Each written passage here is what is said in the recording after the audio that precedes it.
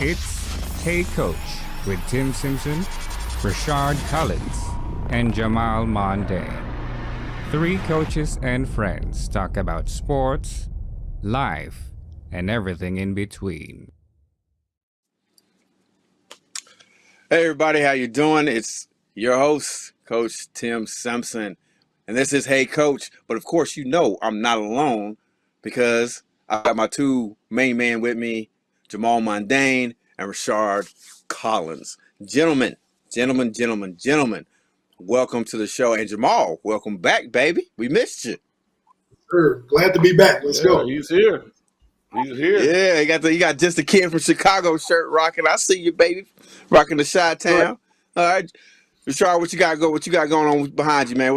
Tell the people what you got going on. Rantoul, Illinois, baby. That's where I'm from. Rantoul, Illinois, south of Chicago, baby. Okay, all right, Yes, I get sir. you. And I'm rocking gear from one of my favorite places, Ride Clutch. We're looking to join forces with them. They do amazing stuff on Facebook. Right now, they're giving away a motorcycle and $15,000 in cash. So if you get a chance, go on Facebook, hit up Ride Clutch, tell them Coach T sent you. All right? Well, gentlemen, I don't want to wait any longer, okay? We got some things we need to talk about, some really big news, but I definitely want to talk.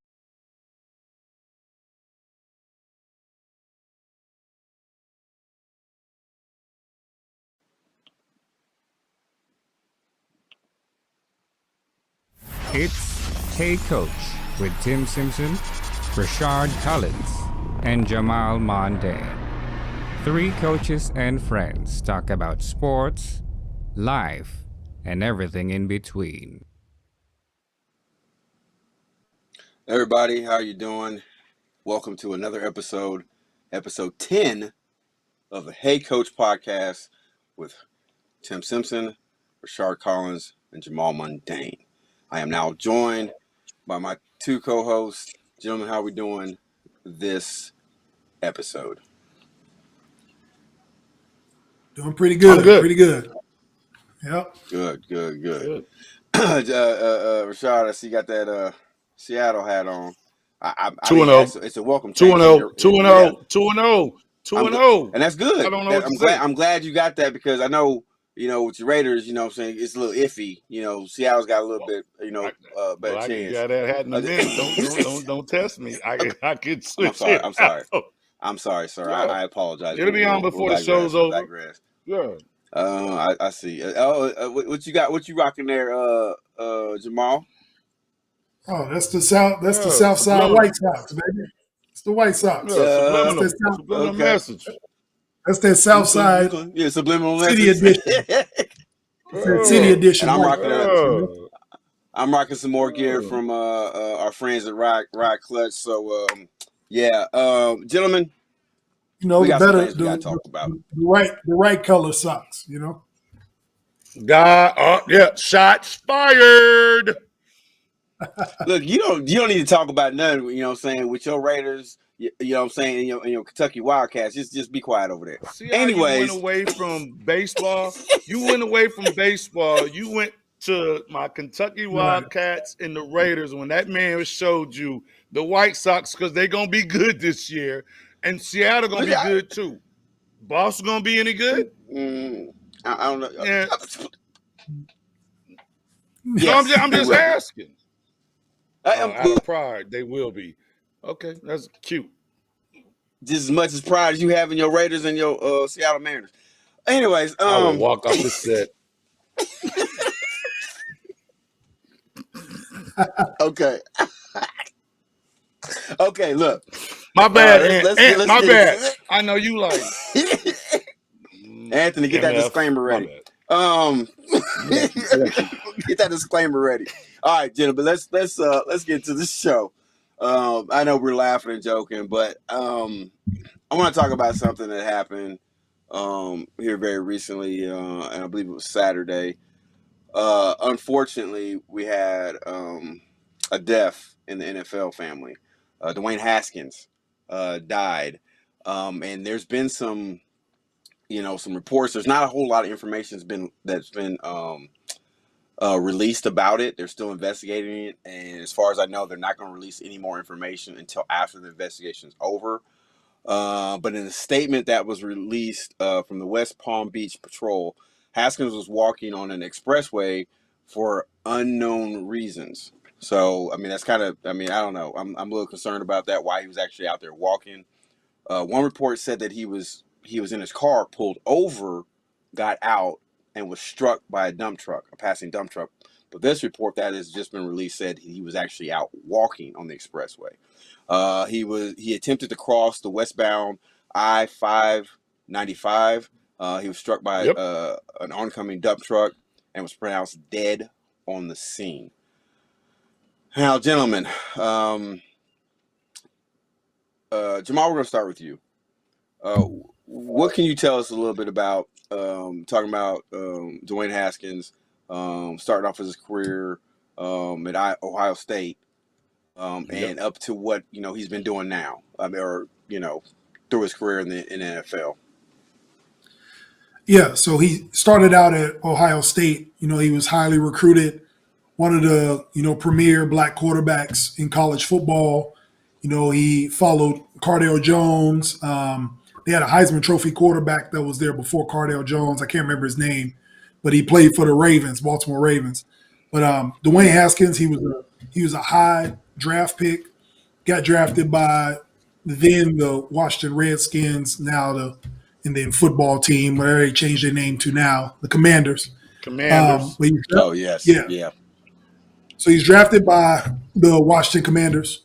He's a high draft pick. Stayed there for 2-3 years. Didn't really work out the way they wanted it to. Guess he wasn't prepared or wasn't ready to kind of take that position on as the top quarterback, the franchise quarterback. So he ended up going to Pittsburgh. So currently he was a Pittsburgh Steelers quarterback. He was a backup quarterback for Big Ben. Got a second chance. It was reported that he's actually down in Florida and was working out with the team. They had running backs, wide receivers down there. They were getting some work in, getting ready for the upcoming season, upcoming training camp, spring training, and that's when everything happened to him on Saturday. It's unfortunate. He had a bright future. There was a lot of reports saying that this would have been a year, a possible coming out party for him. The Steelers were going to give him a shot to, fight for a starting position at quarterback, and, gone too soon. He's 24 years old, and a lot of his former Ohio State Buckeye teammates came out and, talked about the type of father he was, son, brother, teammate. They knew him on a more personal level. So, it's just too sad to see what happened to him. But, he's a football player that was given a second chance in the NFL and looked like he was trying to take advantage of it. Rashad, what do you got, buddy? So him at Ohio State was a trip because it was Burrow, Fields, and Haskins. Burrow went to LSU and won it. Haskins, he gets to Washington. I'm thinking like, all right, I couldn't tell you who the Washington quarterback was, but I'm saying Haskins, that's the quarterback from Ohio State. Like, okay, doesn't pan out.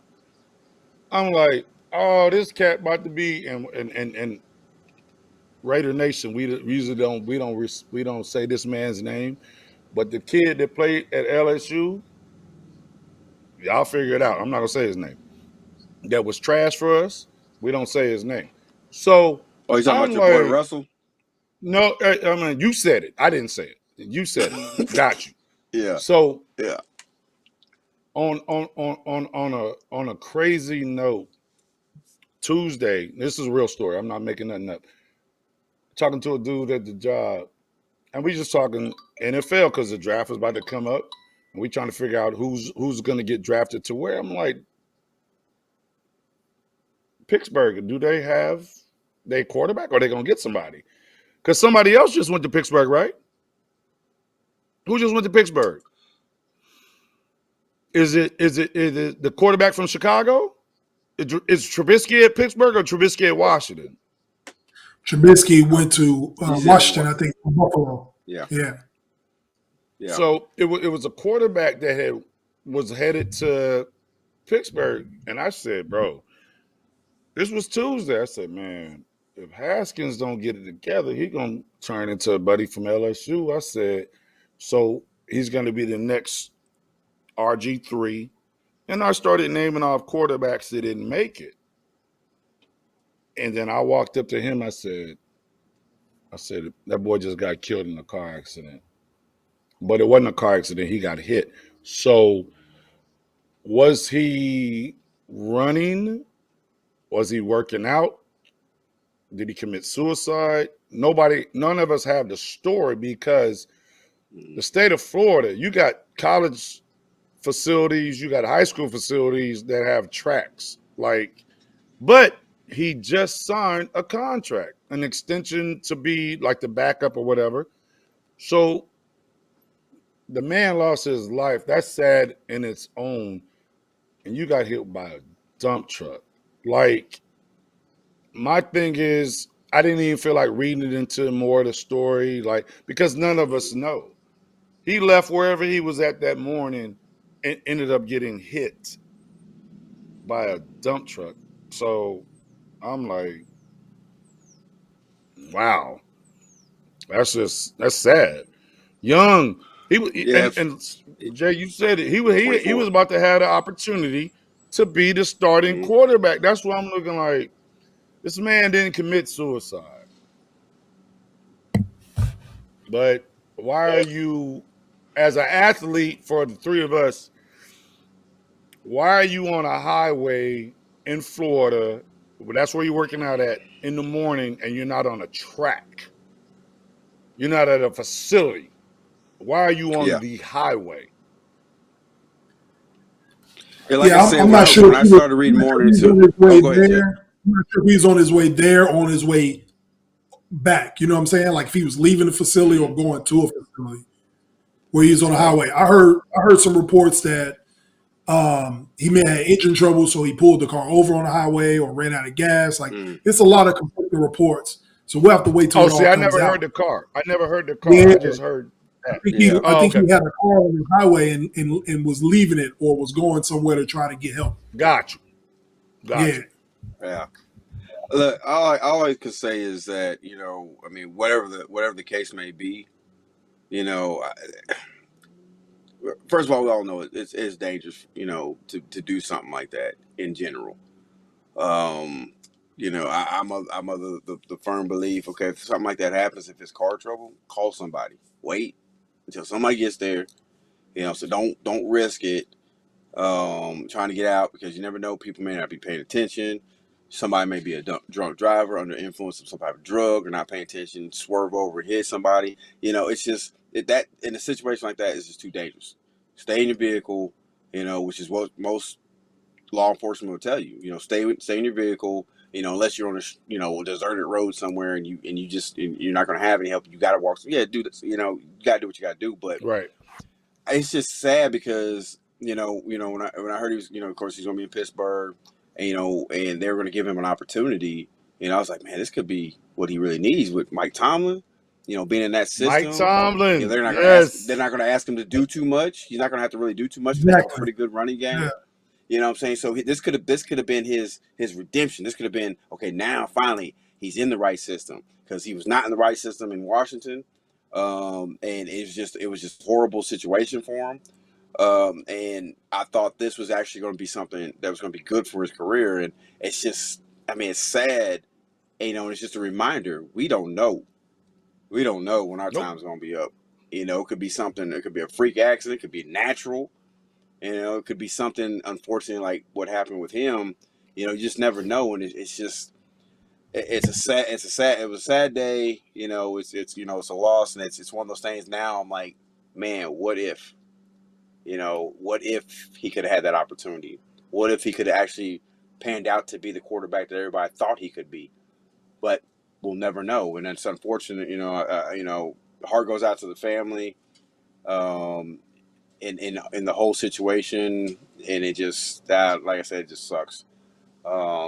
So like I said, I don't know. It sucks. But let's transition from that.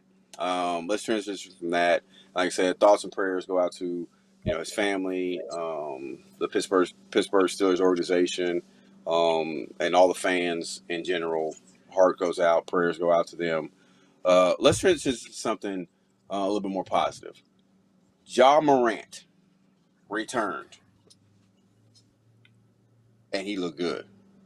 He looked good. Now he looked, he looked like he had been out. He really wasn't, at first, he wasn't doing too much, but finished with 21 points, 9 assists, 4 rebounds, and a monstrous block. I mean, gentlemen, I've got to get your thoughts on this return. We're gonna start with you, ReChard. Go ahead, hit me, baby. Go ahead, hit me. Like Britney Spears said, hit me, baby, one more time. Bro, let me. Wait, stupid. So you got a team. Now I'm gonna be serious. So you want me to be silly? I'm about to be for real. You got a team that lost the star. Okay, star player, popular player, however you want to put it. I know Jay probably know. You probably know Tim, and probably know what they lose less than 4 games, right? Like less than 4 games. If I'm on the team with you, I'm gonna be like, Tim done went out, Jay done went out, Ant done went out. Like, we about to get rolled, bruh. The coaching staff and the team alone, both of them together. This team right here is serious. That boy played last night, and what he said, that's why I raised my hand so I could talk first. What he said last night to the team was, I've been gone. Y'all been consistent. I am here to do what I've always done. If you realize, he always passes. But, I mean, I ain't watching Memphis games like that. You know what I'm saying? He's like, I always pass, and I'm not going to be selfish. Keep doing what y'all have been doing. I'm just back. I'm not coming back to be Ja Morant. How many times are you going to hear some? Kobe ain't going to say that because Kobe. Mamba ain't saying that. Shaq ain't saying that. LeBron ain't saying that. Giannis ain't saying that. But Giannis is more like a Ja than anything else. Like, you could throw anybody else on my team. I'm not worried about y'all. But that's what that boy just said. I heard the interview today. He said, they didn't struggle. He wasn't like, I got to put y'all, Memphis got to put this boy on his back. Bro, Memphis just keep on doing what y'all about to do. I'm done. Jay? No, I agree with ReChard 100%. It's just a sign that they're a good basketball team, and we'll see if they're a good playoff team here starting in the next couple of weeks. But he came back and he just wanted to kind of fill the game out and get in and contribute. He wasn't trying to go full speed ahead. He's trying to work that knee back into shape for this playoff run.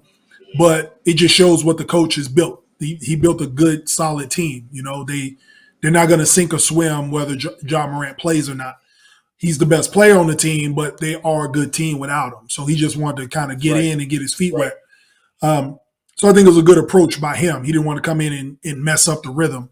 He'll obviously have to come in and take over because they're going to need a star to win a series in the playoffs. But yeah, he did what a mature leader of a team would do. He's showing that he's growing up. He's in his second or third year, and he's still a young player. But he's becoming a star. Second or third? That's a good question. Is it second or third? Yeah, it's second or third. Off the top of the head, I can't tell you. I would guess third. Because we all have to remember. You got Barrett, you got Reddish, you got Ja, and you got buddy in New Orleans. Zion. They all came out the same year, right? Zion. Yeah. Damn, I ain't remember that boy name. Yeah. He's been playing. Him and Zion are AAU teammates. Yeah, they from down Yeah. there, South Carolina. But but yeah, for the game, he came in and contributed. But I think that's just a sign of him growing up and knowing that he's got a good team and he wants to fit it in. But once the playoffs start, he'll take over. He wants to test that knee out, make sure he can run because the season is just starting. I mean, it's a new basketball season now. The playoffs is 2 months long if you play all the way into the finals. We only in April. So if you're a good team, you play until June. So he's got a long way to go if they trying to hit some goals.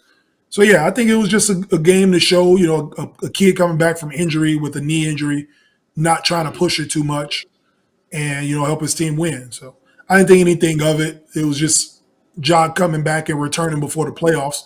He probably boosted the morale and the spirit of the team, but other than that, I think they're going to be good. So just ready to see him be 100%. Yeah, what I liked about it was, like you said, Jay, he really wasn't trying to push anything. I mean, he was doing pretty much the same stuff he was doing before the injury. I liked it because he was aggressive. I mean, you've seen guys come back from injuries, and they're a little bit timid. Especially if they were athletic, and if it was a knee injury, especially if it's any lower body injury. And sometimes they're not as explosive as they were before. That dude still explosive. Like I said, that block. I mean, he came all the way from the weak side. Oh, the block, the block. Came up from underneath the basket and sent that bad boy into the stands. Yeah. You know what I'm saying? So I loved it. Though. You know what I'm saying? Dylan Brooks had 23 points. He was 3 of 5 from 3-point line. He had 5 assists, 3 rebounds. Of course, like I said, Jaw had 21. Brandon Clark, who I love his game. He had 20. Zaire Williams had 19. Desmond Bain had 18. Jaren Jackson and DeAnthony Milton both chipped in with 12. So they have a great team, and they have a young team. Yeah. So I'm liking the direction that they're going because you know what, this is one thing I'm seeing from them that you don't really see. I haven't really seen too much of when it comes to a lot of the NBA teams. They're developing their players. They are developing not only a superstar within Ja Morant, but they're developing a complete team that at any given moment, and that's another good one. At any given moment, Brooks could hit you for 30. You know what I'm saying? You leave Jackson just roaming around there, he might hit you for 30. We already know what Ja can do. Zaire Williams is I hadn't really followed him too much, but I'm liking what he does. And like I said, Brandon Clark, I love that kid's game, man. I mean, he can play. I mean, if you really had it, he can play 3 through 5. You know what I'm saying? The dude is nice, and I like their squad. Clark, you know what I'm saying? Like hard. I said, he does. He plays hard. I love his energy. I love what he does. But both of you, we talked, and all three of us have talked about the injuries. So I got an off the wall question. It's an off topic question that's on topic. We've had a lot of teams this season within the NBA that's had injuries. Okay, we can talk about the Lakers, which I'm starting to get tired of talking about them. But Lakers are good. They're a good example. They've had a lot of injuries. Okay, why is it that a team like, and actually I'm kind of answering the question by asking the question, a team like Memphis or some of these other teams that have had injuries that are still playing well, like Phoenix, they're more successful and can play through injuries, but a team like the Lakers, who have quote unquote star power, are struggling. Now, do you think, in your opinion, is it just the front office? Is it coaching? Is it player mentality? What do you think it might be? We'll start with you on this one, Jay. Oh, go ahead.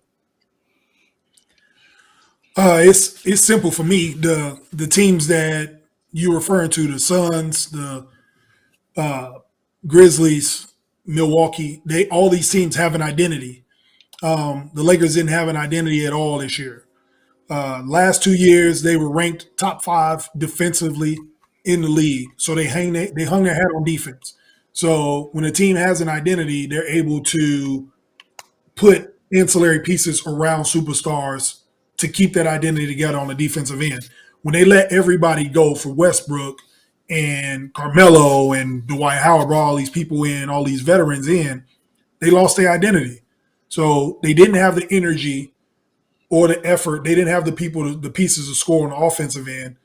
And they were too old and either old or young and didn't have the right pieces to play defense. So we didn't know what their identity was. So that's why you'll see some of those games where they'll keep up with these young teams in the first half and then they run out of gas in the second half because they didn't have the energy to play 48 minutes.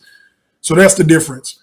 With a team like Memphis, their identity is on the defensive end, just like Phoenix is. So they have players that can fit into those roles. Once you have an identity, you can start identifying players to fit those roles for your team. And then you have the next man up mentality because you know everybody knows what the identity of the team is. So it's just that simple. That's what they lacked. Like nobody, what was the Lakers' bread and butter? Like what did they hang their hat on? You know, hoping LeBron played every night. Yeah. Before we go to Richard, I'm gonna say this: watching the Lakers, like you said, Jay, they first half they may keep up with some of these young teams, right, and then they run out of gas. Yeah. Watching the Lakers is like a bunch of dudes, in a men's league over their 40s, and then you get this young team that comes in that's in their 20s. They may old school dudes may be doing their thing for a while, but after a while, them young cats, them Thundercats come in. You know what I'm saying? And they start running you up and down the court. And you like, you doing all that heavy breathing and stuff. That's what it kind of sometimes looks like to me. Yeah, I mean, it ain't a surprise. Like they have the most blown leads in the league this year, and that's obvious. They don't have a defensive identity and they ran out of gas. Whereas a team like Memphis can lose a star player because they hang their hat on the defensive end or they have some sort of identity, and players can just play their role. So go ahead, Rashad. All right. So what Jay just said makes sense. The Memphis, you can lose. I have never watched a squad that could lose a star and y'all still rolling. Like it doesn't matter. Yeah. Like coach, it don't matter. Okay, Ja out, but we about to roll in X, Y, and Z. And we only losing 3 or 4 games. This boy done been out damn near a month. I almost bought tickets. Remember the other day I told you, I was like, yo, I can't be on the podcast. I'm about to go watch Ja. Didn't get the tickets. And somebody's like, you still come to the game? I'm like, nah, I don't know. I got a podcast today. It was like, he ain't playing. I'm like, I'd have been pissed. I'd have paid money to go see this cat. Yeah. A star. Trey Jones. You're not. There are no teams, and I don't care. Your star is gone, and y'all boys for a month only lose 2 or 3 games. That's awesome. First of all, now you got me watching your team. I'm a Raggedy Clipper team. I'm not watching them, but on the cool. With Kawhi being out and Paul George is coming out, we still in the AFC. Got it, cool. Bounce in the first, get it. But we in the AFC for a reason. If we was had Kawhi and Paul George, we won't be in the AFC. Memphis, balling. Now, the hater in me, Laker fans, your team sucks. Everybody already said it. When you got everybody, I was old. But I was the one who, because I'm a Melo fan. I like LeBron. Westbrook is awesome to me. Like, oh, these boys about to cook the West. I forgot about Golden State. I ain't paying attention to Phoenix because Chris Paul gonna keep a team solid regardless. Denver, I don't believe in you. Utah, I'm looking like these Lakers about to run through. Boy, y'all the asses and got bounced out last weekend. Hilarious. As a Clipper fan that can actually talk trash, today is the last game is coming soon. I'm rolling. This is hilarious to me. Like, you got who? Westbrook's contract's too deep. Westbrook ain't going nowhere. Y'all gonna have to deal with that again next year, unless somebody's like, bring him here. But who was that Okay, team? Is it New so York? let me ask y'all Go a ahead, question. Anthony. So I'm the non-sports nut in this group, right? But Okay. I kind of equate, and y'all just float with this, but I kind of equate what happened with the Lakers and kind of the college national championship game, right? What is really the difference between KU and UNC? Well, KU doesn't have superstars, but all these dudes been playing together for years, right? I think we've alluded to it before in previous podcasts. You can have superstars all you want to, but there's a lot to be said for team cohesiveness and these dudes playing together. When we talked about your St. Peter's, these dudes play fundamental basketball. They play for each other. There is no one person, so you have to play as a unit every minute of every game. You can't rely on somebody to take over. And so the Lakers have had a different squad for the last 4 years. They have never had the same squad Yep. for the last 4 years. And so Mm. you can have superstar teams, but there is a lot to be said for a, a cohesive team, a team that just knows how to operate with each other. They know where somebody's going to be. They know, I know that if I run this screen, that this dude's going to pop, and I'm going to be able. I mean, you just know, and so to me, the biggest difference in that correlation of looking at the national championship game is that these dudes play together. So that 15 points don't mean near as much because they know what they're going to do when they come out second half. They understand how to play It's with each other. They Anthony. It's basketball. It's heart and IQ. You got to have And some I'm heart gonna to say, play, go up against, get fouled, and basketball IQ. You said it. You just said like cohesion, yeah, all that. It's heart and basketball IQ. That's what I'm looking and like. I'm When gonna y'all say ask me, this. what Kentucky gonna do, what I tell you, nothing. And what they do, Yeah, we St. knew that. Peter's. He just mentioned it. I'm like, Yeah, bro, we already knew that. the boys have been there. It wasn't a surprise. Am I It wasn't a lying? Did surprise. St. Peter's ain't got No, no no, you're not lying. St. Peter's No, ain't got no one and yeah, duns. no, no. Well, look, We I'm gonna got say Burger this, and King All Americans at Kentucky. you said Burger King. Trash. This fool said Burger Overrated King. program, but I'm a Kentucky fan. Yeah, Y'all get him bro. started every They episode. already trying to get. They already trying to get him out of there. Burger King, man, get Okay. the fuck out of here. I like to take this time to Y'all say get him started that every episode. I like to take this time to say that Rashard Collins's comments, thoughts, and If you expressions do put that not on reflect this, this. I didn't give it to him in time enough so he can actually put a disclaimer on there. We'll make sure he has that so he can put that on there. But anyways, fucking Kentucky trash, anyways, bruh. what I'm gonna say is this. And I'm gonna make sure that my team, because like I said, I coach that minor league basketball team. I'm gonna make sure they watch this podcast because this is the exact same thing that happened to us when we played Saturday afternoon. We have a talented team.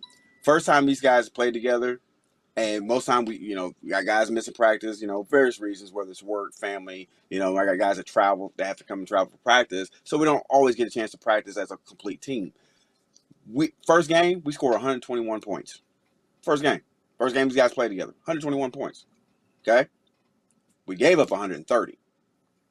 Now Now we I was about led to most of the game. ask. Yeah. We lost in overtime. I had a kid that had 44 points. First time playing with the team. My other guy who's played with me for a while, he had 28. And I had another guy who played with me. He got an overseas contract. Jay, you know him, AB. Alex Barner. He had 22. Okay. Now the problem was this: in the moments that we really could have taken off and just ran away with the game, we had miscommunication. We had guys that didn't know where guys liked the ball. We had guys that were missing passes. We were missing cuts. We were missing all kind of things. And it was because of like what Anthony alluded to. There's not enough emphasis when it comes to a lot of these players, if you're talking to college level, because you get this one and dones, of really understanding what it really means to know your team, to know your teammates, the cohesion. Because Gotcha. you're not going to out talent everybody. You're just not. You're not going to out talent everybody. And a lot of times teams that, I'm sorry I'm bringing this back up, Richard, but with the Kentucky and the St. Peter's situation, those boys know each other. Those boys know how to play with each other, and they know, hey, if I drive here, as soon as I hit this spot right here, I know that this guy's cutting. Yes. Bam, I'm hitting him with the pass right there. He's getting an easy layup. They work to get each other easy looks. What happens when you get teams that try to be get players to try to be superstars on the court, they're just thinking about themselves. They're thinking about their shots. They're thinking about their stats. You know what I'm saying? And it may not be, that's not what they're necessarily trying to do or really want to do, but they know they're good, and they know they can get us points, this and that. Now I see that with my guys. But the thing is that it doesn't matter if you're getting all the points, because you're going to get tired. You're going to have to come out the game at some point in time. What happens to the rest of the team then? Because no one's in any type of rhythm. You know what I'm saying? And then when they do get in there, they don't know how to play off you. You don't know how to play off them.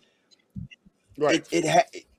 It's tough. You know what I'm saying? And when we talk about the NBA level, like I said, I looked at the roster for the Lakers. I was like, man, if this roster had been assembled 5 years ago, these dudes would probably never lose a game. But when I looked at them, I'm like, dude, what are y'all doing? When they gave up all them, like I said earlier, Thundercats, to get somebody who hasn't really played to any type of potential in When they the send last everybody 3 seasons, to the Pelicans. when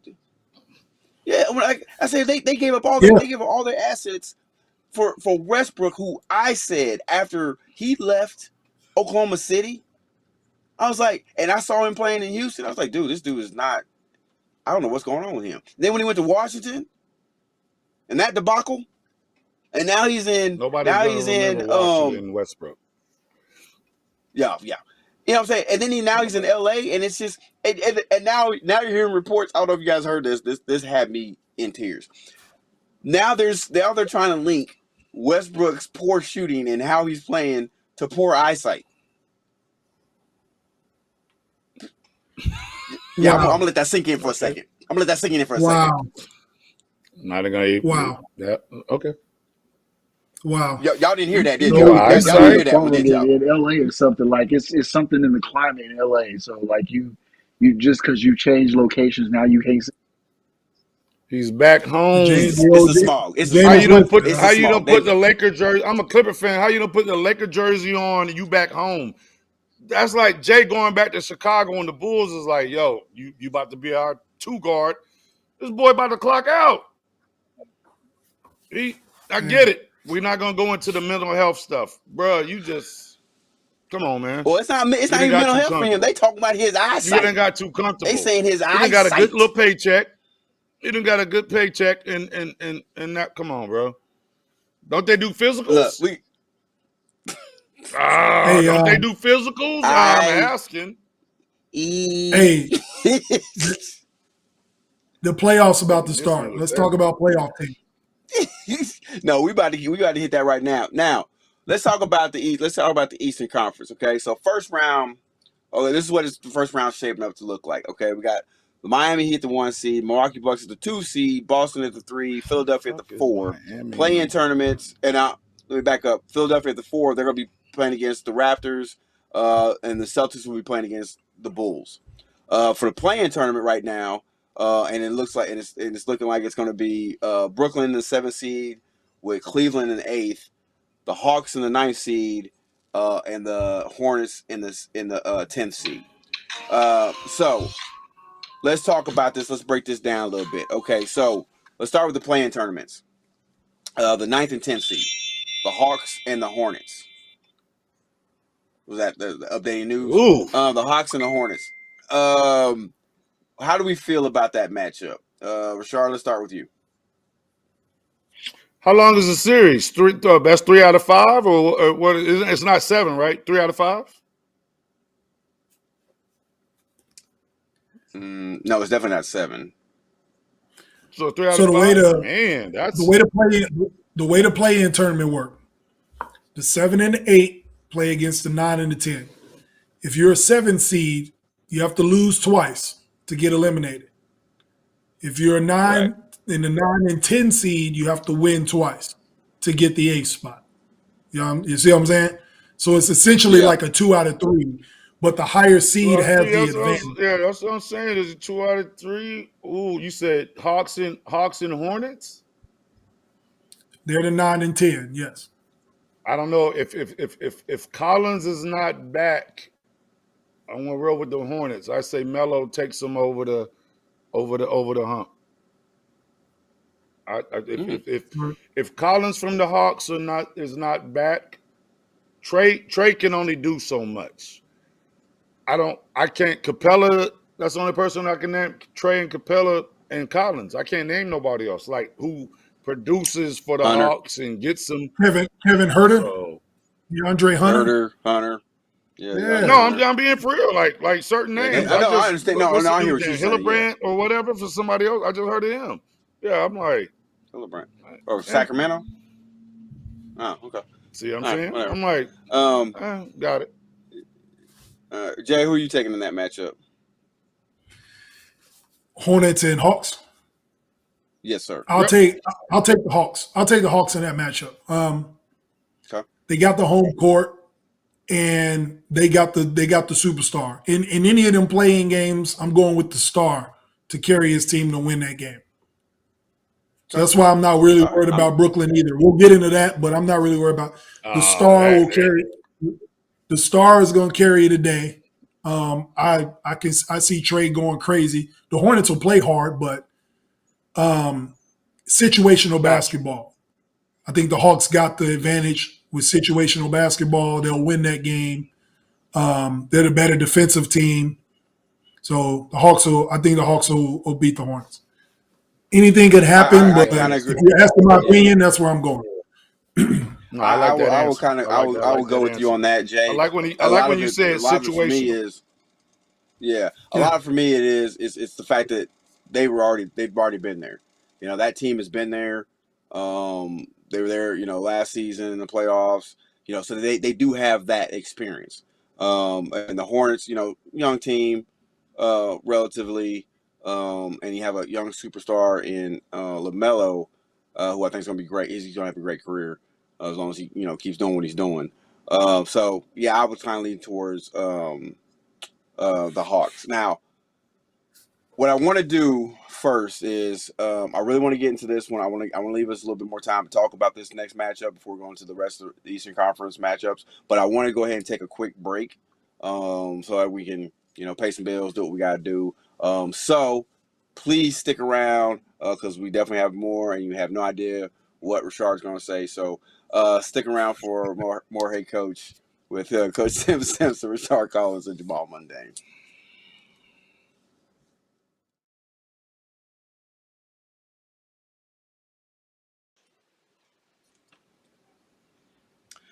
Welcome back to the Hey Coach podcast. I am Coach Tim Simpson. Of course, I got my two main men with me, Richard Collins and Jamaal Mundane. Gentlemen, we are still rocking and rolling with this episode of the Hey Coach. When we left, we were talking about the play-in tournaments and the Eastern Conference side of the bracket. We left off with talking about the Hawks and the Hornets at the 9th and 10th seed. Now we're going to talk about the Brooklyn Nets and the Cleveland Cavaliers at the 7th and 8th seed. Jamaal, who are you taking? Who do you think could come out of that as far as the Brooklyn Nets and the Cavs? I'll take Brooklyn coming out of there. I think they're the one team in the playoffs that don't need a home court advantage to win a playoff game because they got two offensive weapons that can go for 40 at any given moment. Now, Cleveland plays really good defense. They had a good defensive team. I think losing Jared Allen for the year hurt them because they don't have a rim protector. Didn't know that. That's the one thing. That's the one thing that can hurt Brooklyn in the playoffs is playing against a team with size that have rim protection. Without that, it's going to be hard for them to. I don't think they have enough horses to stop a Kevin Durant from going off or a Kyrie Irving from going off. So I'm gonna go with Brooklyn. I think it'll be a hard-fought game, and then I think Brooklyn figures them out and kind of close the door in the fourth quarter. Okay. What do you got, Richard? So you talking about the play-in games? Just one game, one and done, right? No. For that seed, Brooklyn would have to lose twice in order for them to be best eliminated. That's what I'm asking. 2 out of 3. Yeah, basically, essentially, yes. Brooklyn don't play defense. I'm gonna go against Jay. On the cool, I'm really rolling with you, but Brooklyn don't play no damn defense.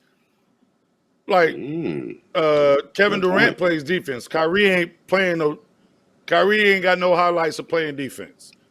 He don't. I'm gonna roll. I'm just gonna be different. I'm going with Cleveland just because only person I can name on Cleveland is Sexton, and I think is he hurt or is he back? You get what I'm saying? Like I can't pretend. Everybody back except Jared Allen, I think. And I didn't know that until you just said that. I'm like, oh, the middle. So who's the backup for Cleveland in that position? You get what I'm saying? I'm looking like, you know what? But they got Evan Mobley. You got to look. They got Evan Mobley from USC. Yeah. Got you. So now you got Cleveland's got a squad nobody realized. Milwaukee's got a team. Memphis got a squad. The playoffs are going to be so good, but I just for the sake of being different, I say Cleveland because Kyrie ain't locking nobody down on defense, bro. You just came down and crossed somebody up and busted their ass. You really not running back here like slap the floor, Wojo style at Duke. Like now, let me lock you up. You're not doing it. Cleveland. Now I'm gonna say this, and I'm gonna say this as we move on.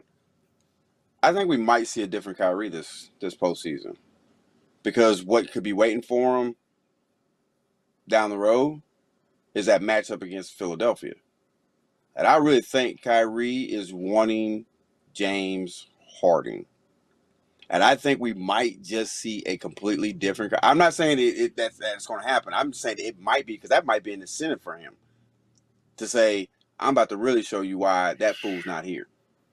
So that's what I'm just saying, which leads me into the 4 and 5 matchup, which is the Philadelphia 76ers and the Toronto Raptors. Now, I don't even really remember who's on the Raptors right now. I'm gonna be honest with you. I didn't even know they was that high. And we've been talking about the Eastern Conference for a few episodes. Right.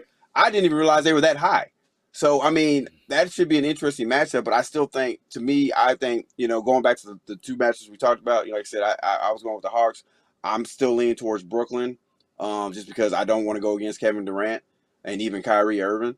But Cleveland could be a tough matchup, but the 4 and 5 seed, that matchup is kind of interesting to me because, like I said, I don't know much about Toronto this season. And we all know about what's going on with Philadelphia. So who are you taking in that aspect, Richard? Well, first of all, let me change subjects. Philly and whatchamacallit, bro, they're gonna hide Harden. He ain't guarding Kyrie. But okay, back to what I was gonna say. Bro, really? Bro, I live in Houston. I seen this boy's defense trash. I think the Sixers, they got something to prove. Because you can't add somebody like Harden and replace a Ben Simmons and not get past the first round. So now, is it for them you have to go to the finals, or do you have to go to the Eastern Finals? You have to you got to look at each other in the locker room like, what are we going to do? Are we just happy to get out the first round, or are we really going to do something? Harden disappears before Jay leans up and be like, don't forget this MF disappeared. He disappeared. He's Houdini. He disappears. He disappears in the finals. Bro, like Embiid, like I said before, he should have already asked for his MVP trophy months ago before this cat got on there like, yo, he going to trick me off. I ain't going to get it because he ain't going to pass. He going to try to do too much. Harden's really not who we think he is. He's just not. What do we think he is? Just a good scorer?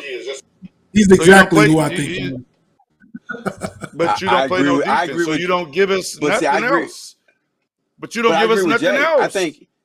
Yeah, but I agree with Jay. I think he is exactly who everybody thinks he is. He's never been a defensive player. You know what I'm saying? He's always been that dude that can go out and score. Now, you didn't really know that until he got to Houston. I mean, he was pretty good in college. Right. Because he played, was Arizona a State, right? man in OKC. He played Arizona. Yeah, he played Arizona State. Yeah, played OKC ASU. comes in 6th man of the Nobody year. knows that. You Nobody know what I'm knows saying? that he went to Arizona Yeah. State. He comes to Oklahoma City, Pac-12. 6th man of the year. You know what I'm saying? And he does his thing there, but then no one really knew how much of an offensive threat he was until he got to Houston. When he got to Houston, it was like, somebody just walked in, slapped him in the back of the head, and said, "Start shooting the ball." You know what I'm saying? He just Until took he got over. to Houston. I was like, "Who is this He dude?" was balling at OKC, but Yeah. until he got to Houston, and I live here, bruh, I'm looking like this boy putting up what? Oh my God, Yeah. this cat here is a problem. So it's safe to say, I think we all agree that Philadelphia is going to probably win that matchup. Now, you got Boston, my Celtics, going against y'all Bulls. Oh, hold up. We got a disagreement. Hold up. No. Oh yeah, you already know Jay. You already know Jay. No. You already know Jay gonna pick the Bulls over the Celtics. No. Take a step back. We don't all know that Philly's going to win that series. Say nothing about I have Toronto winning that series. I have Toronto winning that series. Yeah, Toronto, Philly. He ain't Ooh. say nothing about the Celtics and Bulls. Yeah, I have Toronto winning that series. All right. Now, see, and like I said when I started, I said I haven't fought because I really haven't heard anything about the Raptors since Lowry and Kawhi Leonard left. DeRozan. So like I don't. I'm looking at DeRozan has been gone, but I'm looking at this and I'm like, wait a minute, who do they even have on this? I know they still have Fred on there, and after that I draw all blank. You know what I'm saying? Pascal, y'all better start paying attention. All right, they got Fred VanVleet, they got OG Anunoby still, they got Pascal Siakam still, they got the big man rim protector Boucher. All right, so listen. This is why Philly's not going to win. One, we already know who James Harden is. All right. We should have that clip of Denny Green saying we are who we thought they were. Right. So they're not going to win for this reason. Number one, Toronto has already beat them 3 out of 4 games this year.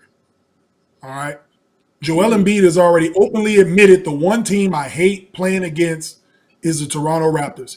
They don't have anything for that defense. They run an exotic defense with Nick Nurse. They switch everything. They come double from the weak side when Embiid gets the ball. Then they come down the next possession.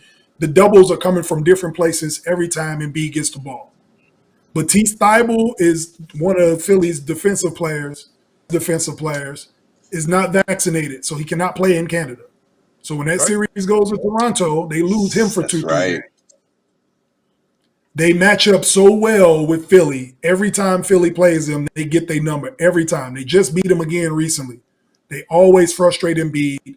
And what they're going to do in the playoffs is they're going to let Embiid get his 30 and 10 and tire him out because he has no help anywhere else. They play a good defense on James Harden. They always push him to the baseline, and he's got long, athletic wing defenders to defend him everywhere he goes. And that's the thing that's hurt him every year he's gotten the playoffs. Just like when he used to play Golden State in Houston, as soon as you get past Iguodala, you got to run into Harrison Barnes or Kevin Durant. And as soon as you get past him, you got to run into Draymond Green at the rim.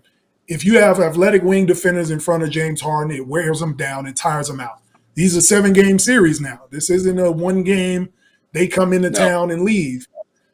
So Embiid's got to deal with them for a 7-game series. I'm taking that. It may seem like an upset because it's a 4-5 and expectations are high for Philly. But if Philly ends up playing Toronto in the playoffs, I'm taking Toronto to win that series.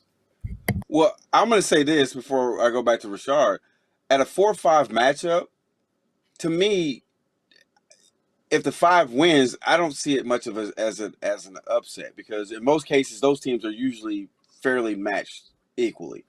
It's all about matchup, and that's a bad matchup for them. If they land on Toronto, it's a bad matchup for them. Yeah, and with you saying that, talking about the players, now you jog my memory about who they have, and they have that. Especially with what's his name, Boucher, and that Boucher that they have. Yeah, that dude he's nice.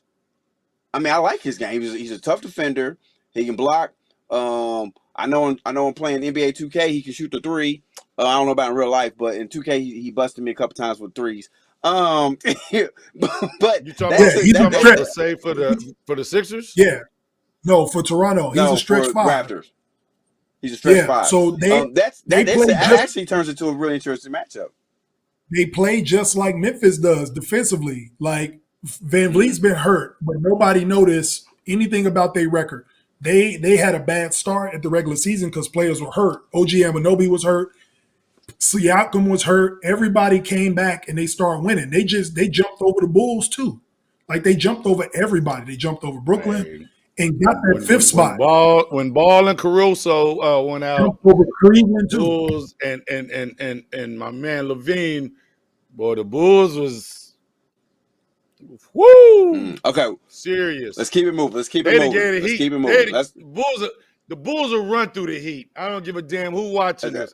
The Bulls, with everybody healthy, would run through the Heat.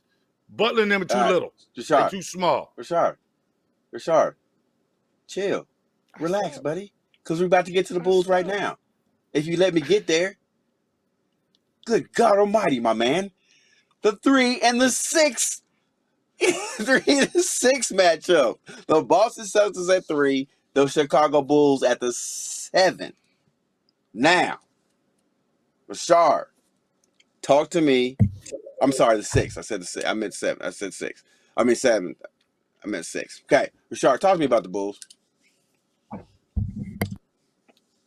Never been a Bulls fan, but I'm a basketball fan. Bruh, these boys here, bruh, Miami can't do nothing with these cats. Nothing. Butler, I'm a Hero Miami. fan. Kentucky. They playing Boston in the first round. They played Boston. Boston in the first round. Bulls play Boston? Yeah, Miami locked up the 1 seed. Yeah, Miami's number 1. No, I didn't hear. I mean, I'm listening, but I'm not.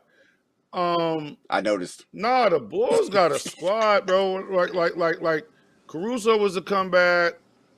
Is Ball gone? Is he done? Or is Ball kind of mid-playoff-ish? Levine. They're trying to see. He may be questionable the first round. No, I like, as a Bulls hater, I like how they've revamped their squad. Like, out of nowhere, like, the Bulls are good. The Bulls are not – they're not the Clippers. They're not 8th, barely about to be something. The Bulls are like, we here. Like, they got a squad, bro. Like, no, the Bulls can get out the first round. They can truly get out the first round. Regardless who the match was today, the last game. You know what I'm saying? So, they can get out of it, man. It's the NBA playoffs this year is going to be really good. We talking, like I said, like Jay just said, Philly, I'm looking like, man, I don't know. Cleveland. How is Cleveland even in our mouths about some doggone playoff talk? And then your boy tried to say, if I was to play with anybody, I'll leave it alone. I'm like, really, LeBron? You threw that out there, bro? You don't get your ass on. Nah, man. The Bulls are good because being from that state, and all my friends mess with me because I'm a Clipper fan. I actually like it because I'm looking like we're all the same age, so we did watch Jordan play. So I get the love, but the Bulls ain't been good since D-Rose, since Thibodeau had his ass in the damn game when he tricked his little ankle, knee, whatever.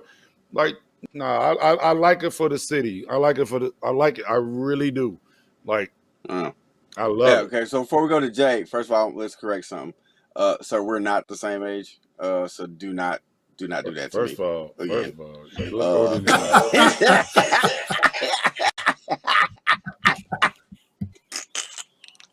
So, Jay, talk to us about the matchup. Let's talk matchup now. You know what I'm saying? Let's talk about the matchup between the Celtics and the Bulls. Um, the Bulls and the Celtics, they've been two different teams in the second half of the season. The Celtics figured it out. They coach Ime Udoka, first year coach.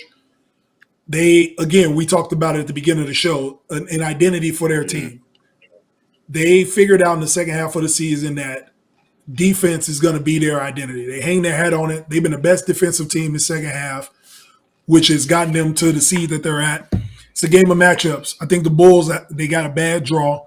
Our only saving grace is this. If we get Ball and Caruso back and Levine is close to 100%, and the Celtics don't have Robert Williams, we got a chance to win that series. Because we can steal a game in Boston for sure. And we play really well at home. We'll have our hands full with Tatum, and when I say we, I'm talking about the Bulls, for those who watch it. The Bulls will have their hands full with Tatum and Brown, Jaylen Brown, but I think Levine and DeMar DeRozan can match that. So it'll be a nice 2-on-2 chess match. The winning piece will be, the experience from Billy Donovan, or you got Al Horford in the interior. So they're the Celtics have been playing really good defense. So that may be the deciding factor. I would say Boston will win that series if it goes 7 games, because they'll have game 7 in Boston. And the way they've been playing defense in the second half, the Bulls have kind of been on the downside. It's still a great year for the Bulls from what they've been the last couple years. I feel like they're still 1 year away from doing something in the league, because this team needs to be together for one more full year. But this has been a good year for the Bulls. This ain't a concession speech. They can win that series, but if I'm talking about matchups, I think the Celtics have the upper hand. Got you. Same. I'll quick. piggyback on it. Make it quick. With Tatum, Brown, good squad, man. Tatum has stepped up because I thought he was gonna fade out and become a Ingram from the Pelicans. But I think Ingram playing with LeBron and LeBron not really giving him the love, I think is going to push Ingram and the Pelicans. Tatum messing around with Kobe. You can see the Mamba. You can see it. And I think him and Brown, but you got to look at Smart. Smart is just like Butler. Smart is Jimmy Butler for Boston. It's the same cat. Like, let's go. Let's get on this defense. Smart doesn't really care about scoring when I look at him. Smart's like, let's lock dude up. Don't let him get nothing off, X, Y, and Z. Jimmy Butler is a true 50-50 halfway. And I love it. But no, I'll piggyback off Jay, like what he said. But I think that series it'll be a good series, though. I mean, like, you're gonna see some people that's gonna try to actually step up to prove themselves. I get that. I'll leave it at and that. One thing I'll say, because the matchups I think are really that's a game that series I look at that it doesn't really matter the fact that Boston's a 3 seed and the Bulls are a 6 seed. I think they're going to match up pretty well. I think it might actually be, one of the better, potentially could be one of the better matchups especially in the first round of the playoffs. And when you're looking at it outside in on paper, it could potentially be a really good series between those guys. What we're going to do is we're going to take a quick break, quick break. And we're gonna jump right straight into the Western Conference. And before we take that quick break, we're gonna do a quick advertisement for the Tri-State 66ers. Okay, so if you're like me, and you don't know what to do once the college and NBA seasons are over, and you still want to watch basketball, I might just have the answer for you. The Tri-State 66ers are a minor league basketball team located in Pittsburgh, Kansas. Now, I know what you're saying. I know what you're thinking. Coach, I don't live in Pittsburgh, Kansas. Coach, I don't live in Kansas, period. Well, that's not a problem because you can catch their games on the YouTube channel that they have, which is the Tri-State 66ers, or you can go to their website at tristate66ers.com so you can catch up with all the basketball games and other highlights that they have.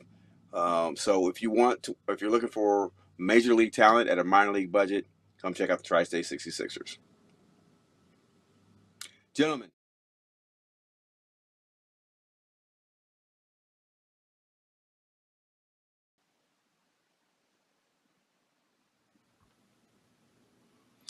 welcome back, everybody, to the Hey Coach podcast. I am Tim Simpson, and of course, I'm joined by Jamaal Mondane and ReChard Collins. Gentlemen, we just got through talking about the Eastern Conference side of the playoffs, their play-in tournament, as well as some of the first-round matchups.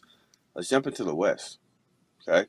So the 9th and 10th seed matchup for the play-in tournament is New Orleans Pelicans and San Antonio Spurs. The 7th and 8th matchup is the Minnesota Timberwolves and the Los Angeles Clippers. So let's start with, of course, the 9th and the 10th seed play-in tournament. You got the New Orleans Pelicans and the San Antonio Spurs. Jay, what are we looking at as far as matchups and who are you favoring in that matchup? As far as matchups with the Spurs, they got a rising star in DeJounte Murray. He does everything for them. 6'7", 6'8", point guard. I mean, he rebounds, he assists, he can get to the rim, he'll dunk on your head. Like DeJounte Murray is not. He's up and coming. Now, as far as playoff experience, obviously doesn't have any yet. Spurs are still trying to rebuild. I think this may be Pop's last year. He hasn't said anything yet, but it's looking like this will be a quiet farewell, kind of like Tim Duncan did it too. That being said, I think they'll play for him. But the Pelicans have more talent. The Pelicans are the more talented team, and I think the Spurs are the more well-coached team. Pop's been in this position before. If I am choosing a team to go with, I'm going to go with the Pelicans. I'm going to go with C.J. McCullough. I think C.J. McCullough goes crazy, and they don't have an answer for him. Brandon Ingram. I think Brandon Ingram and C.J. McCullough get them into the final 8 teams for the playoffs out of the play-in round. So I'm going to go with the Pelicans. Okay. ReChard, what do you got, buddy? I'm rolling with Jay with the Pelicans. Is Ingram available? Is he back? I don't know. I thought he was hurt. That's the only reason why I'm asking you this. And if so, he should be ready. He should be good to go. CJ McCollum is solid, bro. He didn't really want to leave Portland like that, but people don't even realize that him and Dillard, him and Dame was cool before he even got to Portland, before he got drafted. So I'm just sliding off top. Like when they if you notice no tension, that boy didn't left Portland and he went to whatchamacallit. Yeah, he was like, people don't even realize we've known each other before I even got to Portland. I was in college and Dame was hitting me. But the Pelicans, they had I called them Laker East because you had the Ingrams, you had the Balls, you had all these cats that Buddy sent all the way over here. They still trying to fight through it. I hate that Zion is not rocking with these cats. And for that reason, I want the Pelicans to get a playoff game and games. And I need Zion. I need you to either suck it up or just sit back and watch the vibe that the city gives you whenever they do get their game. And this is what you miss because you're trying to cheat us. Like, for all three of us, or 4 of us, to go to the NBA. Don't give a damn about being no Clipper fan. I'll put that Laker jersey on in a heartbeat. Like, let's go. You in the NBA, Zion, and come on, bro. You just like,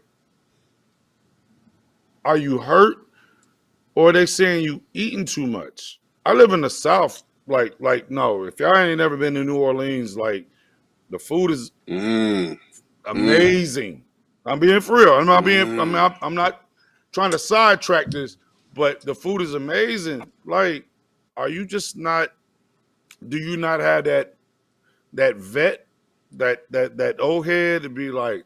You got Jamaal like, yo, Shard, nah, bro, we not doing this. We not going to club so and so. We about to go work out in the gym. And we're like, bro, these little chicks over here, man. This chick, nah, we about to get some shots up. I don't think he has anybody in his camp that's supporting him. So the Pelicans, I mean, what do y'all think? I'm gonna go off topic. What do you? I mean, do you get rid of him? Do you Nah, send him you to the don't. You don't get Knicks? rid of them. No, you don't. Because my thing is, my main problem with the whole thing with Zion is that, like you said, I don't think anybody. It's like having that star athlete, either in high school or college, and you let him get away with a little too much. I Yeah, think right. whoever whoever his personal trainer is or needs to be fired. Whoever Fire. was taking care of his diet and just like that, they need to be fired. Nutrition They and don't have, diet. they don't need, yeah, like there's no way he comes in. He was already a pretty good sized dude when he first got there, and when I saw him, and I hadn't seen him play in a while, but when I saw him one game, I looked there, I said who's it? I thought it was a defensive lineman that just had great tickets and was able to sit on the bench. Like I didn't realize it was Zion. And I was like, who is? And then I looked, I was like, oh, that's Zion.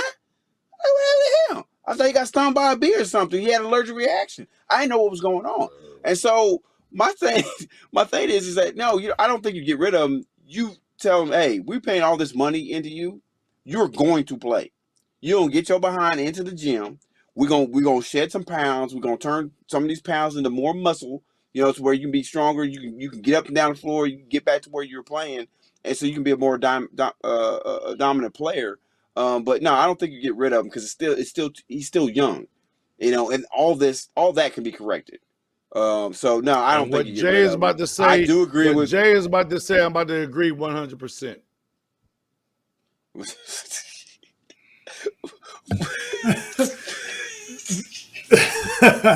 So he got his contract is up. He got there's a team option. After your rookie deal, you get a team option for the 4th year.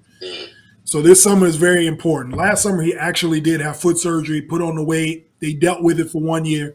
No respectable franchise is going to put up with this for 2 years in a row. So what'll happen is this summer, if he doesn't come back to training camp ready to play, that team option, he's not going to get. They're not going to negotiate a max deal or re-signing him. They'll let him go.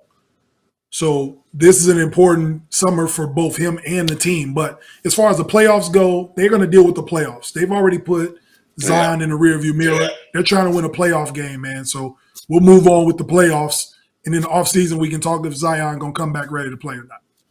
All right. So let's move on to the 7th and 8th matchup. So you got the Minnesota Timberwolves and the Los Angeles Clippers. Now, saying this real quick, Reggie Jackson had made a comment. I can't remember if it was last week or the week before. Talking about Kawhi Leonard's injury, and his comment, and I'm going to paraphrase, was basically, I'm not saying that we were, going to win a championship, before he got injured. He said, but knowing him, watching him, seeing his work ethic, he said, I was really thinking about the title. Now we know they've had the injuries. So Rashard, we're going to start with you on this one. Talk to us a little bit about the Clippers, and Jay, I'm going to have you take the Timberwolves. Okay, so Rashard, go ahead. The Clippers. As a true fan, I'm like, I don't believe in them. They're not good. We can't have two cats, load management, fake injury, and I say get rid of both Kawhi and Paul George because the team is won without y'all, and we still in the 8th seed. I don't, bro. I'm a realist, bro. I've been a fan since '89. I'm not a new Clipper fan for anybody who ever watches this. Ken Norman from University of Illinois is the only reason why I watch this squad. I do not pay attention to nobody else. Ken Norman, I ever meet him, I'm like, bro, you the only reason why I watch these raggedy MFs. I don't watch them. Blake Griffin, trash. My two favorite Clippers, Crawford and Matt Barnes. That was it. I don't give a damn about Chris Paul. None of them boys. Okay. I'm serious. Not even Odom? I'm just Not even like, Odom? bro, no.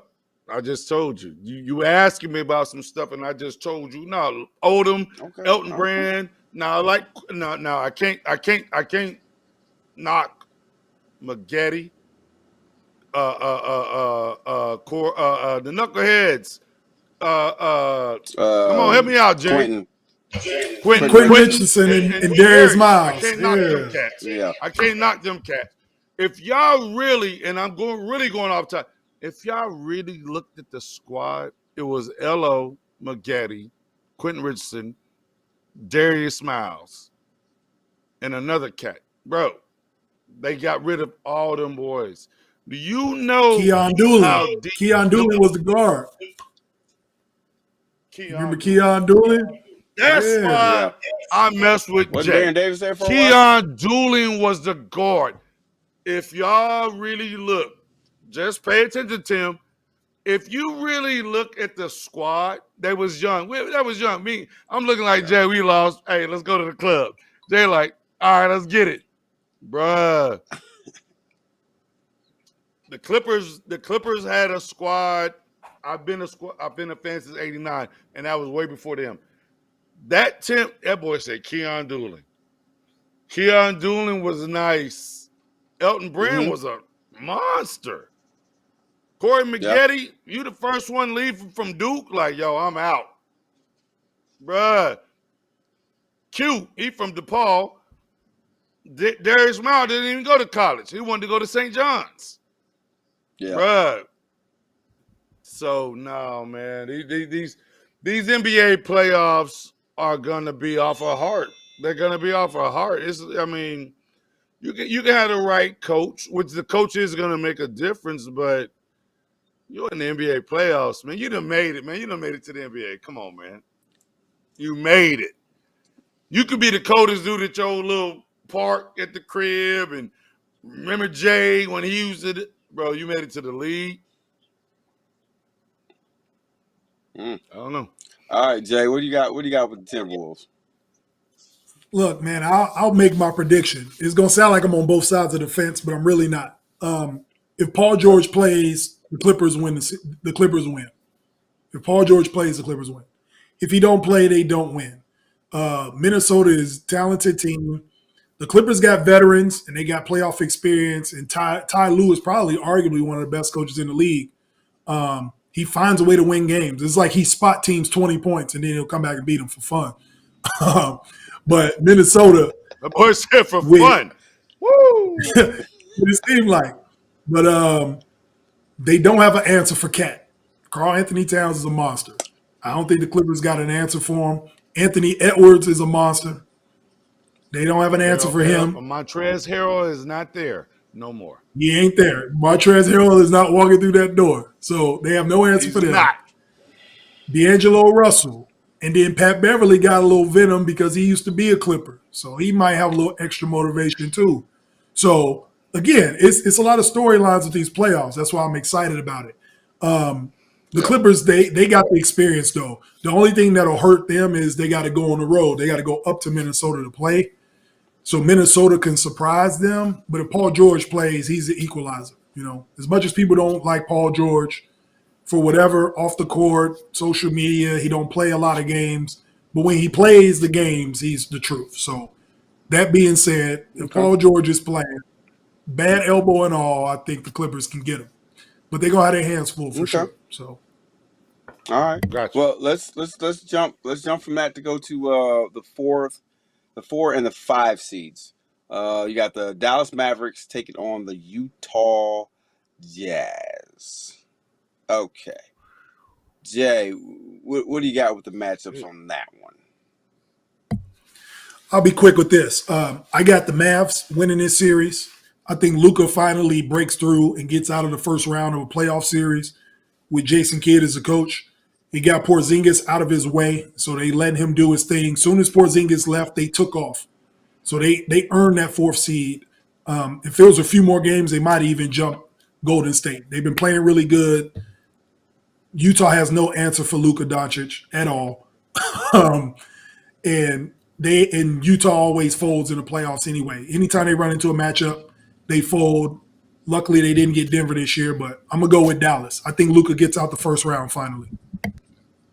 Okay. Dallas easily. Piggy bingo. Bruh.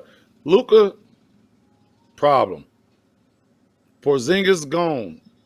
Offense opens up. Like this, bruh, Luke, oh man, oh my God, don't get me started with Luka. Luka is so special. He's not worried about the competition. He might be just shell shocked. Like man, that's LeBron. That's so and so.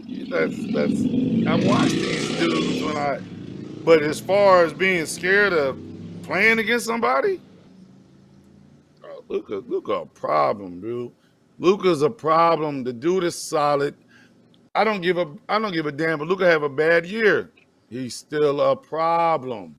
And I will contradict that with he might have scored 28, but this game he scored 14.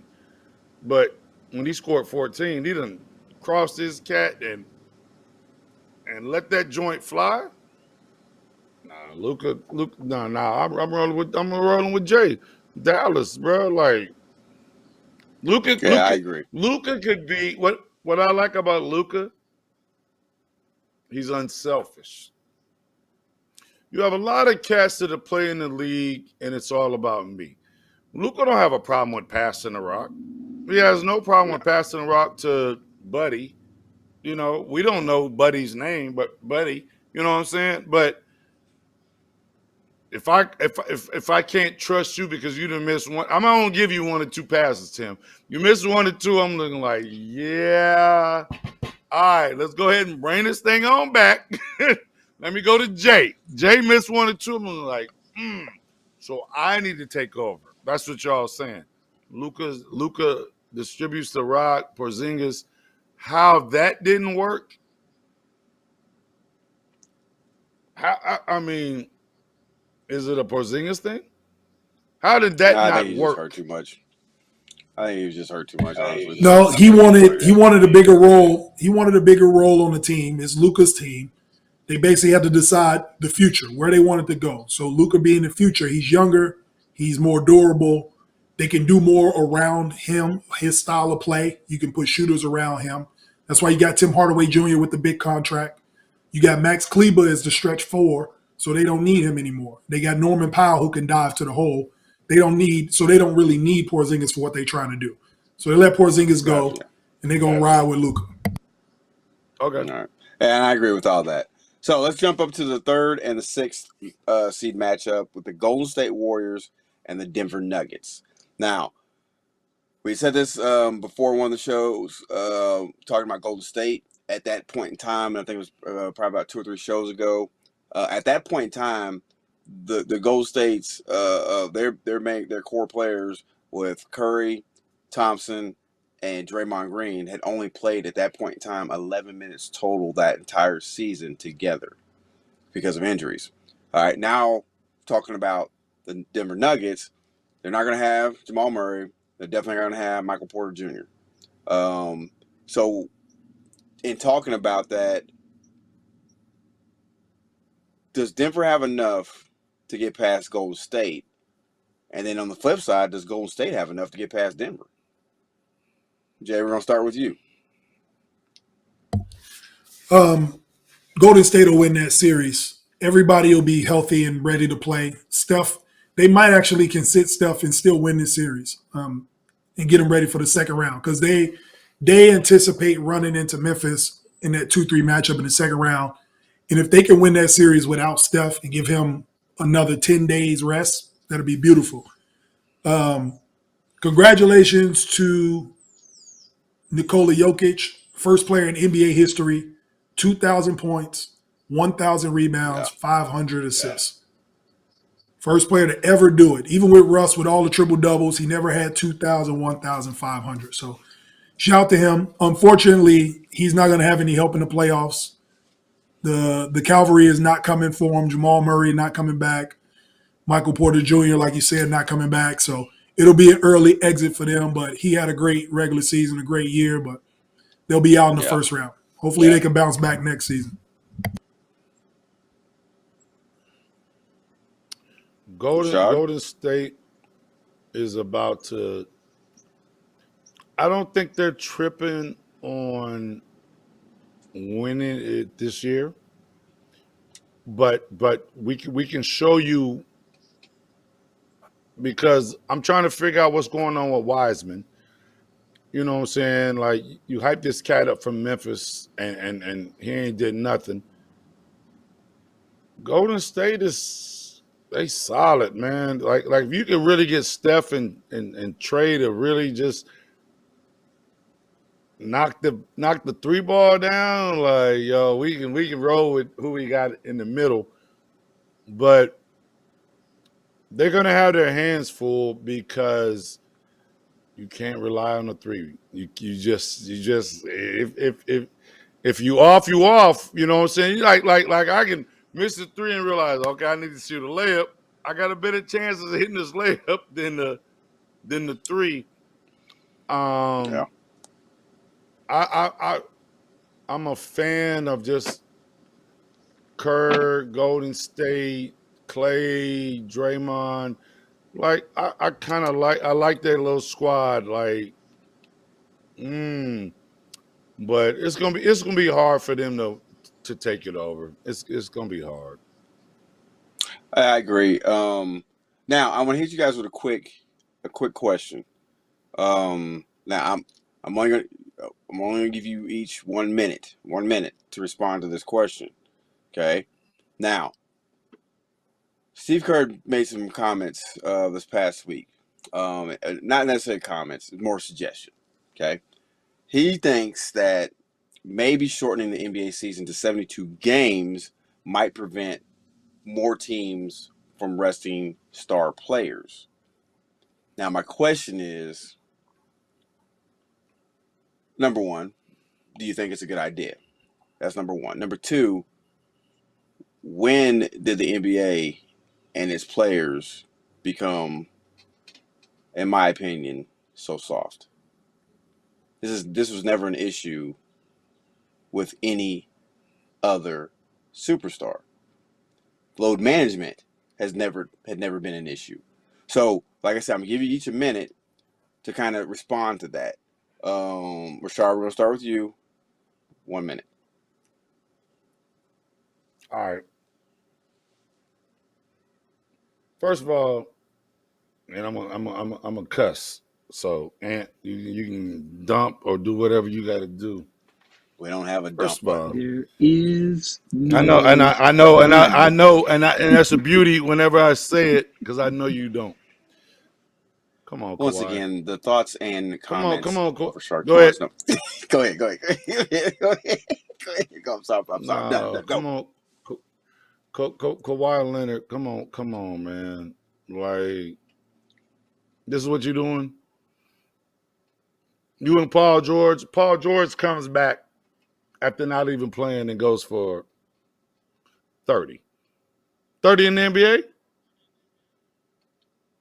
Bruh, I damn near don't want to even finish this conversation, this question you asked. Like, Come on, man. These cats gotta. Bro, you paying for me? Bro, I gotta go to work tomorrow at 6:00 in the morning and throw some goddamn packages. You playing basketball tomorrow? You playing basketball tomorrow? I'm waiting. Hey, you know what, Tim? Go to Jay, bro. I see this I'm one not hurt gonna. you I'm done. very deeply. I'm sorry. Yeah, I'm sorry for that question. Jay, could you please help Rashard cope through this process? Rashard took that personal, like that was a Clippers question. 72 games. 72 games. I'm not with it at all. Play to 82, and this is what you do. You put a clause in their contract. If they don't play a certain percentage of games, then they don't get a certain percentage of pay. It's very simple. Everybody tells me, all these young cats tell me that I'm old school and old fashioned and all that, and I'm stuck in my ways when we have these little social media debates. But check this out. I'm also told that these are the most talented players now. The NBA has the most talent now. They make the most money now. They have the best nutrition now. I'm told all this stuff. They have the most high tech therapy, all this cryo chambers, all that. So I get told all that, but these players miss the most games. You can't have it both ways. If you got all this technology, you should be playing all 82. Simple as that. Steve Kerr is the last person that should be saying they don't need 82. He played all 82 back in the day also. So he's just being a hypocrite on his own career. Play the 82 games or you get docked pay. As simple as that. If I don't go to work every day, they dock my pay. Or fire you. I'm not comparing my job. Right. I'm not comparing my job to theirs. But what I'm saying is this. These players want all this money, but they don't want to play all the games. Where they do that at? NBA. And I agree. Load management. I agree 100%. Load management. How are you load management? Like, did you play too hard the game before? And then you got your boy. He gonna come back before you to score 30. When's Kawhi gonna show up?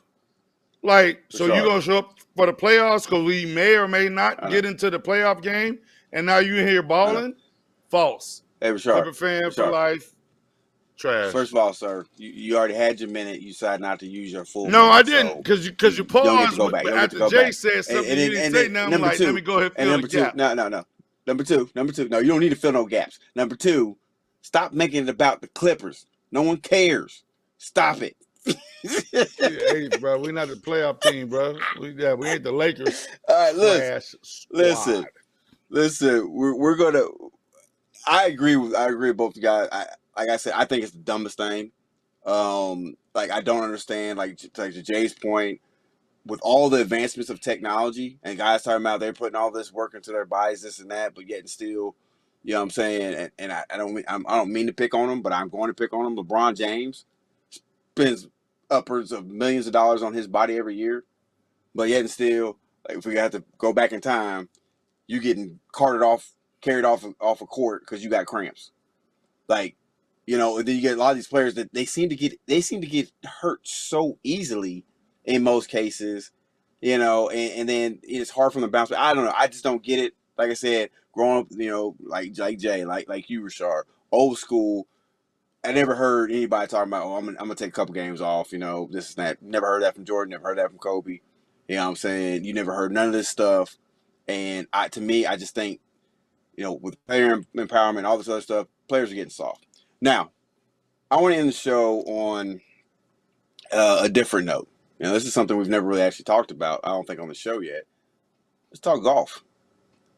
Jay, what happened in the world of golf with the return of a certain golfer? Well, if anybody was paying attention last weekend, Tiger Woods returned to golf. He actually played in the Masters. He had a horrific car accident last year in February. It was to nobody's fault but his own. Speeding over upwards of 90 to 100 miles an hour, crashed the car. Didn't think he'd ever play golf again. It was threats that he may even have to get the leg amputated. So real bad leg injury. He had worked his way all the way back to play. Had a couple of weeks ago, he played in some amateur rounds and some practice rounds of golf, some 18 holes, and did well.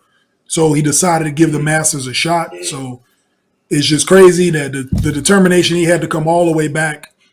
He had a good opening round on Thursday. I think he ended up being 1 under on Thursday, and then he was 1 over after Friday, and then just kind of declined after that, as you would expect. I mean, not playing for almost 2 years, year and a half, to come back. He didn't have the energy, the stamina to play 4 straight days of 18 holes.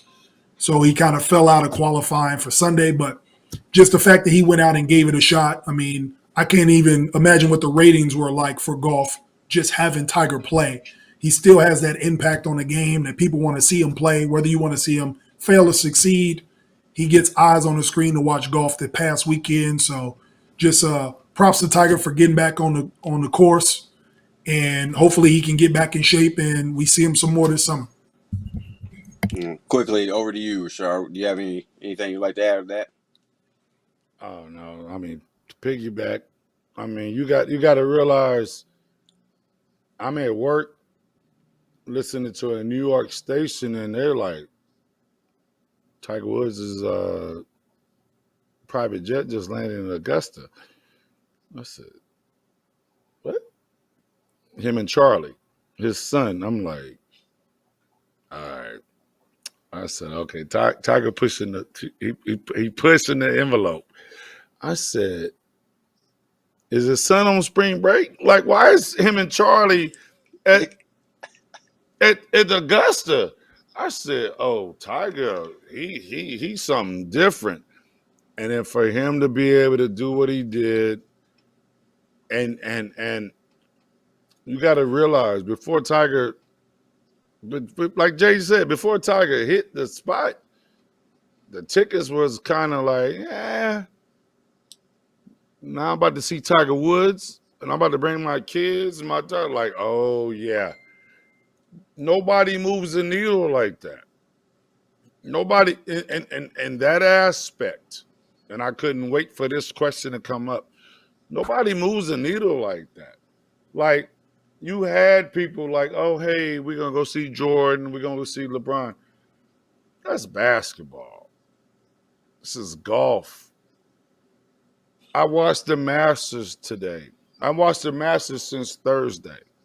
To see this cat, to see him even walk into the spot this afternoon or yesterday or whenever the hell. When I tell you, who else is moving the needle in sports like that? Nobody. There's nobody. If you could tell me, LeBron, give me a football player, give me a baseball player, Tiger. You was in a car accident and flew in your private jet with your son to play 18 holes of golf. We think he coming back next week. And you did good, man. Shout out, Tiger Woods. Nobody else is moving sports like that. Nobody's moving sports like that. No, I agree. Yeah, I definitely agree. It's good for the sport. I'm glad for him. So it's really good for him and everything. So, hopefully, he can bounce back, completely from the injury. He can get his stamina back up. He can continue on with his career and just keep doing what he's doing. But I mean, it is what it is.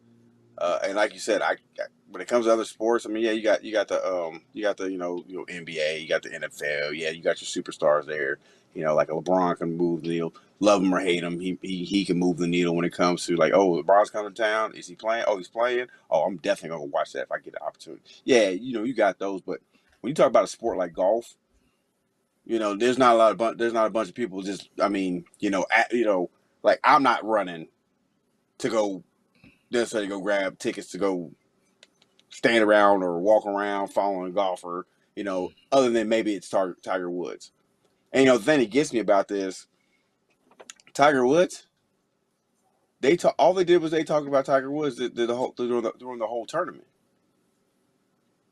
Do you know they didn't really talk that much about the number one golfer right now No. on the tour, and he's in first place? I think at the time, he had a 5 to 6 stroke lead on the whole field, and his name's not even been brought up. No, it was like 9. It was like 9. That's how much. Yeah, so that's how much of a polarizing figure that LeBron. Not sorry, LeBron.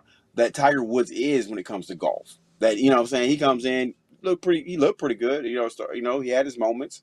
But then of Right. course I think the fatigue set in because because of the accident, him not being able to play. I think the fatigue set He in was and hurt. you He kind of was saw hurt. it. Yeah, so I mean it is what it is.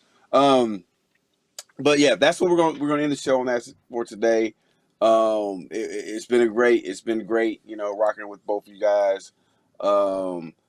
So Rashad, do you have any closing comments for everybody? One of the closing comments, Haskins, man. That's a sad look. Yeah. The young man passed away at, I think, 24 years old. For whatever reason, he was on that highway in Florida. I don't even want to know the backup story from, was he working out? Was he headed to something? And his birthday is May 3rd. He was going to be 25. Wow.